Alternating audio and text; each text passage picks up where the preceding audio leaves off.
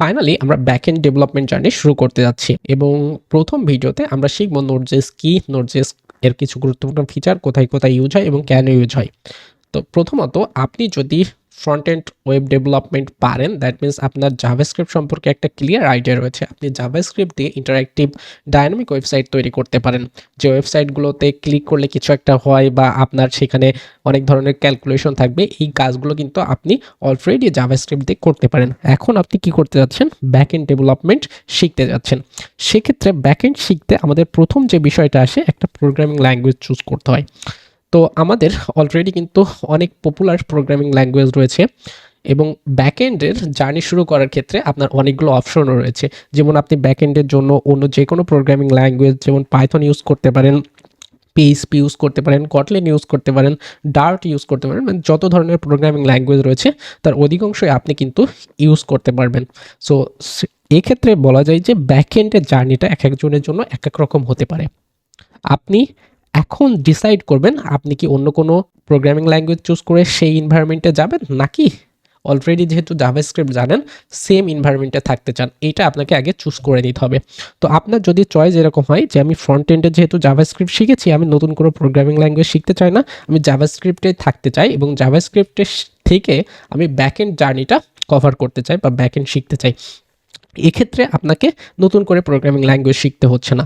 তো এখন বিষয় থাকে, আপনি যখন ফ্রন্ট এন্ডে কোড করছিলেন, যখন আপনি একটা ওয়েবসাইট ডিজাইন করছিলেন, সেক্ষেত্রে কিন্তু আপনার জাভাস্ক্রিপ্ট কোড লিখতে হচ্ছিল এবং আপনি যখন ওই যে আপনার ওয়েবসাইট তৈরি ওয়েবসাইটটা ব্রাউজারে অ্যাকচুয়ালি দেখছিলেন বা ব্রাউজারে আপনার এটা প্রেজেন্ট করছিলেন, রান করছিলেন, তখন কি হচ্ছিল, আপনি যে কোডগুলো জাভাস্ক্রিপ্টে লিখছিলেন ব্রাউজার ওই কোডগুলো রান করছিল, ওর ইঞ্জিনে ওই কোডগুলো রান করে আপনাকে আউটপুট দেখাচ্ছিল যে এই বাটনে ক্লিক করলে ও কি করবে।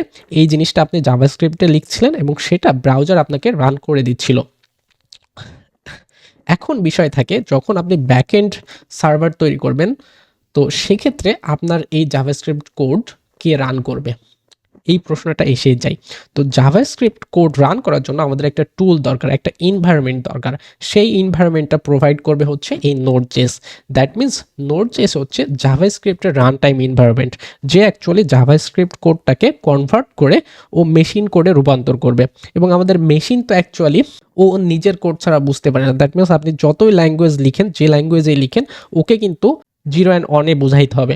তো এই কাজটা অ্যাকচুয়ালি আমাদের নোড.জেএস করবে। নোড.জেএস জাভাস্ক্রিপ্ট কোডগুলোকে নিয়ে ও কম্পাইল করে মেশিন কোডে রূপান্তর করে দিবে। দ্যাট মিনস এটা একটা আপনি কম্পাইলার হিসাবে কল্পনা করতে পারেন অথবা একটা টুল হিসাবেও কল্পনা করতে পারেন, যে একপাশে আপনি জাভাস্ক্রিপ্ট ইনপুট দিবেন, সে আউটপুট দিবে মেশিন কোডে।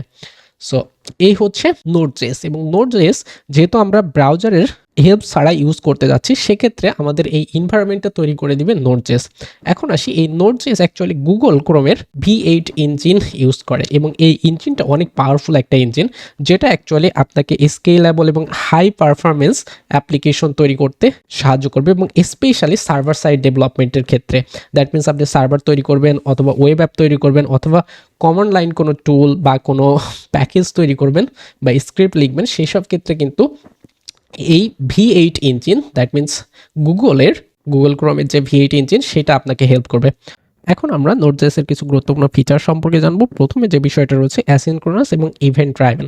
নোড.জেএস অ্যাট দ্য সেম টাইম একাধিক রিকোয়েস্ট হ্যান্ডেল করতে পারে এবং এটা সাইমেন্টেনিয়াসলি হয়ে থাকে এবং এক্ষেত্রে Node JS actually non blocking input output operation মেথডটা ফলো করে। এই ইনপুট আউটপুট অপারেশন এটা অ্যাকচুয়ালি নন ব্লকিং এবং ব্লকিং হতে পারে এবং এ সম্পর্কে আমরা পরে অ্যানালজি দিয়ে বোঝার চেষ্টা করব। তো আপাতত আমি যদি আপনাকে বোঝাইতে চাই, বিষয়টা এমন, আপনি ফ্রন্ট এন্ড থেকে ব্যাক এন্ডে কোনো একটা রিকোয়েস্ট করছেন এবং এই রিকোয়েস্টটা ডাটাবেস থেকে প্রসেস হয়ে আসতে আপনার কিছু টাইম লাগবে এবং এই যে প্রসেসিং হচ্ছে অ্যাট দ্য সেম টাইম আপনি নতুন একটা রিকোয়েস্ট করলেন। যেহেতু একটা রিকোয়েস্ট অলরেডি প্রসেসিং স্টেজে রয়েছে, দ্যাট মিনস পেইন্টিং রয়েছে, এবং এর মধ্যে আপনি নতুন একটা রিকোয়েস্ট করছেন। এভাবে যদি আপনি মাল্টিপল রিকোয়েস্ট করেন, এই রিকোয়েস্টগুলো অ্যাকচুয়ালি অ্যাসিনক্রোনাসলি হ্যান্ডেল করবে। That means asynchronous behaviour follow করে ও যখন যেটা শেষ হয়ে যাবে তখন সেটা রিটার্ন করবে। ওকে, এই হচ্ছে আপনার অ্যাসিনক্রোনাস এবং ইভেন্ট ড্রাইভেন গেল। এরপরে হচ্ছে সিঙ্গেল থ্রেডেড বাট স্কেলেবল। প্রথমত আপনি যখন একটা রিকোয়েস্ট করেন ও প্রত্যেকবার নতুন করে থ্রেড তৈরি করে না। থ্রেড বলতে আপনি আপাতত টাস্ক কল্পনা করতে পারেন। যখন আপনি রিকোয়েস্ট করছেন ও প্রত্যেকবার নতুন করে টাস্ক তৈরি করবে না। ও কি করবে, আপনার রিকোয়েস্টটা নিয়ে ও ইভেন্ট লুপে পাঠাই দিবে।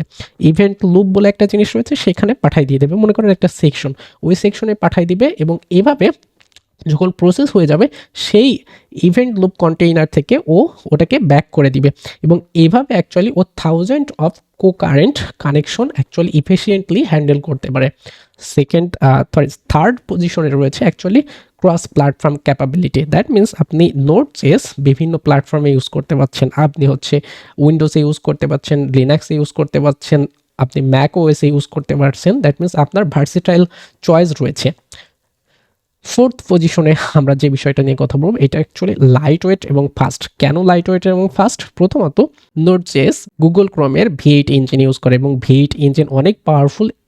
খুব দ্রুত জাভাস্ক্রিপ্ট কোডকে কম্পাইল করতে পারে বা এক্সিকিউট করতে পারে এবং নোড.js এর যে আর্কিটেকচার সেটা অ্যাকচুয়ালি ওভারহিট করে না। এটা খুব সহজে আপনাকে বেটার পারফরমেন্সটা প্রোভাইড করবে। পঞ্চম পজিশনে আমরা ডিসকাস করব হচ্ছে নোড প্যাকেজ ম্যানেজার নিয়ে। একটা হিউজ লাইব্রেরি রয়েছে, এটা ওপেন সোর্স এবং আপনি অলরেডি npm ইনস্টল দিয়ে অনেকগুলো প্যাকেজ ইনস্টল করা দেখছেন ফ্রন্ট এন্ডে এবং সেগুলো নিয়ে কাজ করছেন।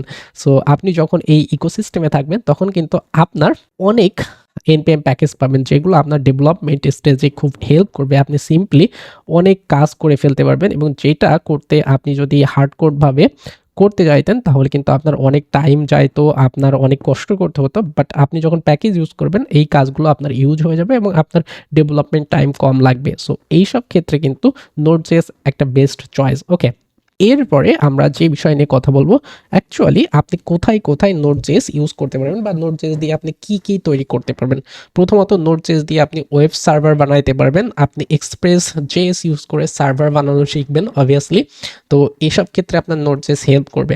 তারপরে রিয়েল টাইম অ্যাপ্লিকেশন যেমন চ্যাট অ্যাপস অথবা গেমিং সার্ভার, এইসব ক্ষেত্রে আপনি নোড.js ইউজ করতে পারবেন। REST API তৈরি করার ক্ষেত্রে আপনি কোনো একটা ওয়েবসাইটের জন্য, প্রোডাক্টের জন্য API তৈরি করবেন অথবা মোবাইল অথবা ওয়েব অ্যাপের জন্য ব্যাকএন্ড তৈরি করবেন, সেক্ষেত্রে আপনার API ডেভেলপমেন্টের কাজগুলো আপনি নোড.js ব্যবহার করবেন।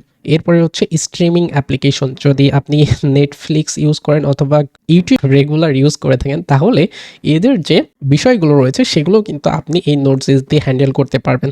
এছাড়া কমান্ড লাইন টুলস নিজেই বানাইতে পারবেন এই নোড.js ইউজ করে এবং IoT অ্যাপ্লিকেশনের ক্ষেত্রেও নোড.js এর ইউজেস রয়েছে।